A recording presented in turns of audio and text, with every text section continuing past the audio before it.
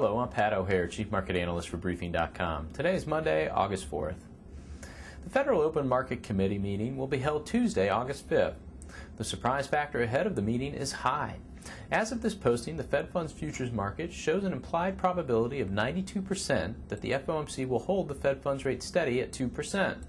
Accordingly, a decision to move the Fed Funds rate up or down would be a huge surprise that would prompt an outsized response. The market's handicapping of this FOMC meeting, however, is correct in our estimation.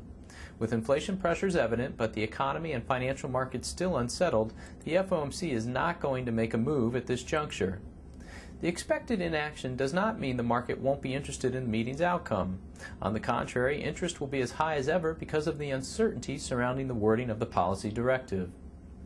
Our sense of things is that the directive will communicate the overriding message that the Fed is going to remain in a wait-and-see mode as it aims to assess further incoming data on inflation and economic activity and continues to monitor the functioning of the financial markets. Reading between the lines, though, we think there is increased potential that the market will perceive a comforting message that the Fed won't be hiking interest rates anytime soon. Although recent inflation reports have shown consumer inflation on the cusp of being unacceptable and should all but ensure a dissenting vote from Dallas Fed President Fisher and perhaps Philadelphia Fed President Plosser as well, the FOMC will recognize that the recent drop in commodity prices, signs of further deterioration in the labor market, the depressed state of the housing sector, and evidence pointing to a slowing global economy have afforded it some added time when contemplating the timing of an interest rate hike.